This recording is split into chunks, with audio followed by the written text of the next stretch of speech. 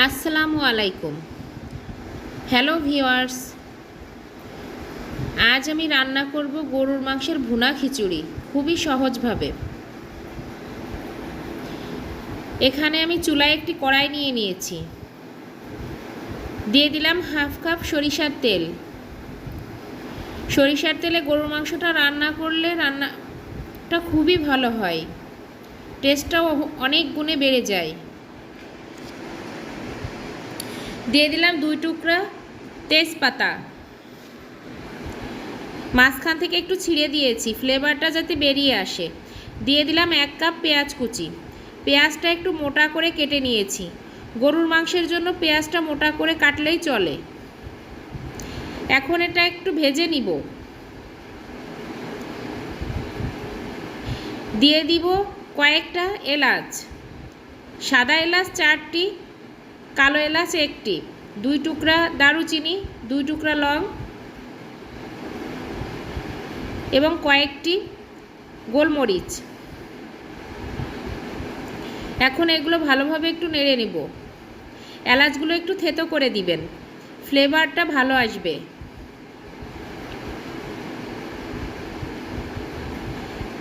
দিয়ে দিব 8-10টি কাঁচামরিচ, মাঝখান থেকে ভেঙে দিব, ঝাল এবং ফ্লেভার দুটোই বেরিয়ে আসবে।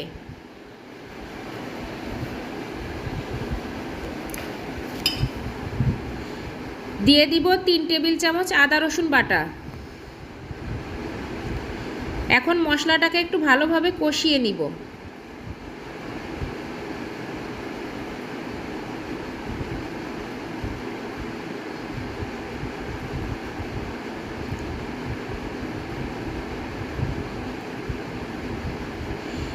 দিয়ে দিচ্ছি 1 চা চামচ ধনিয়া গুঁড়া, 1 চা চামচ জিরা গুঁড়া,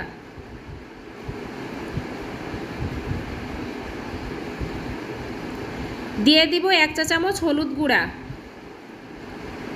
1 চা চামচ মরিচের গুঁড়া। এখন মশলাটাকে একটু ভালোভাবে নেড়েচেড়ে কষিয়ে নিব। দিয়ে দিব সামান্য পানি যাতে মশলাটা পুড়ে না যায়। এখন নেড়েচেড়ে মশলাটাকে খুব সুন্দরভাবে কষিয়ে নিতে হবে। ভালোভাবে কষানো হয়ে গেলে দিয়ে দিব গরুর মাংস। আমি এখানে 1 কেজি গরুর মাংস নিয়েছি। মাংসটা ভালোভাবে ধুয়ে পানি ঝরিয়ে নিয়েছি।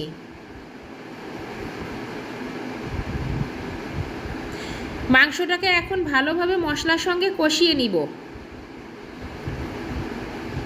কিছুক্ষণ এভাবে নেড়েচেড়ে দিয়ে দিব স্বাদ মতো লবণ।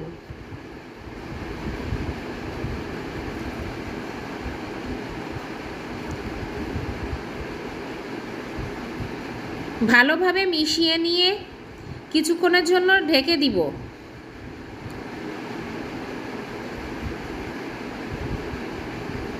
মিডিয়াম টু লো হিটে আমি 5 মিনিটের জন্য ঢাকা দিয়ে রেখেছি। 5 মিনিট পর দেখলাম মাংসটা থেকে কিছুটা পানি বেরিয়ে এসেছে।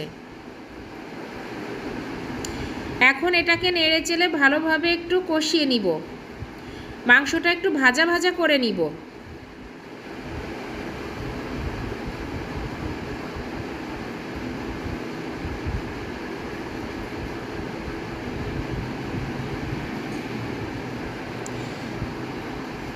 দিয়ে দিব পানি। এখানে এমনভাবে পানি দিয়ে দিতে হবে যাতে মাংসের উপরে উঠে না আসে। পানিটা দেখা যাবে কিন্তু মাংসের উপরে যেন পানিটা উঠে না আসে। এটা দমে রেখে রান্না করতে হবে।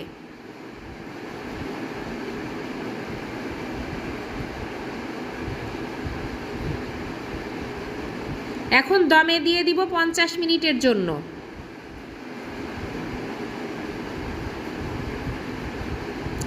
ফিরে আসছি 50 মিনিট পর।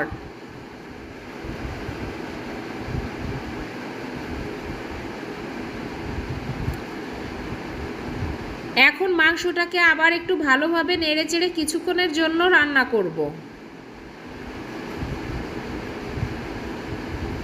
আমার মাংসটা রান্না করা হয়ে গেছে। এখন আমি এটাকে নামিয়ে নিব। দিয়ে দিব চুলায় আরেকটি প্যান, এখানে সামান্য একটু তেল দিয়ে দিলাম। দিয়ে দিলাম 1 চা চামচ জিরা। এখানে আমি মাংসের উপরে অনেকটা তেল ভেসে উঠেছিল, সেখান থেকে একটু তেল দিয়ে দিয়েছি।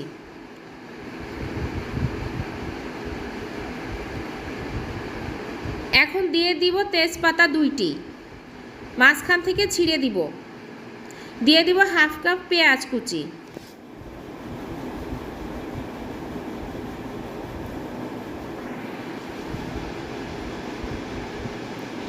দিয়ে দিব 4-5টি কাঁচামরিচ, মাঝখান থেকে একটু ভেঙে দিব।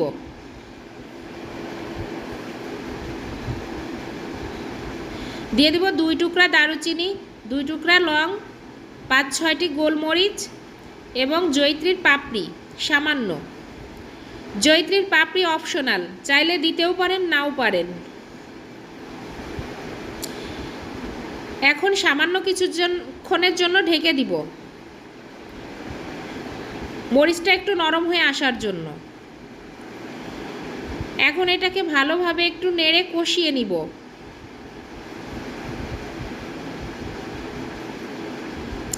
দিয়ে দিব 1/2 চা চামচ জিরা গুঁড়া, 1/2 চা চামচ হলুদ গুঁড়া,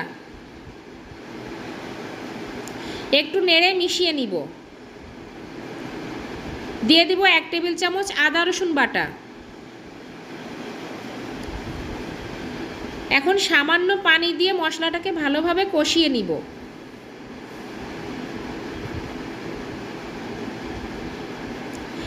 দিয়ে দিব এখানে 2.5 কাপ পোলার চাউল। চালটা আমি আধা ঘন্টা আগে ভিজিয়ে রেখেছিলাম, পানিটা ভালোভাবে ঝরিয়ে নিয়েছি।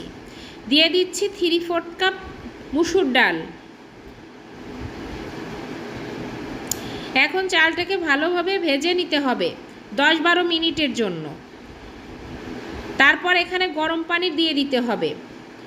আমি 2.5 কাপ চালের জন্য 5 কাপ পানি নিয়েছি এবং 3/4 কাপ ডালের জন্য 1.5 কাপ পানি নিয়েছি। টোটাল 6.5 কাপ পানি নিয়েছি, অর্থাৎ চাল এবং ডালের ডাবল পানি নিতে হবে। দিয়ে দিব স্বাদমতো লবণ। এটাকে একটু নেড়ে চেড়ে ঢেকে দিব কিছুক্ষণের জন্য। হাই হিটে রান্না করব।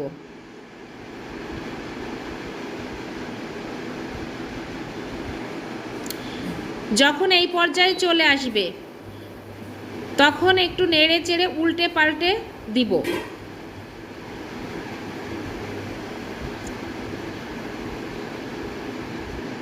এখন এখানে অ্যাড করব রান্না করে রাখা গরুর মাংস। দিয়ে দিব 7-8টি আলু বোখারা এবং কিছু কিশমিশ। দিয়ে দিব কাঁচামরিচ। এখন এটাকে দমে রেখে দিব 10 থেকে 15 মিনিট।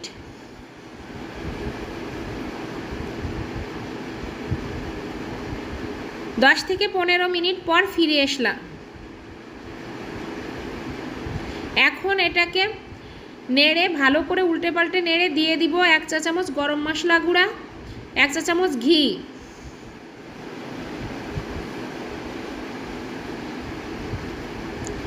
আবারও একটু উল্টে পাল্টে নেড়ে 5 মিনিটের জন্য দমে দিব।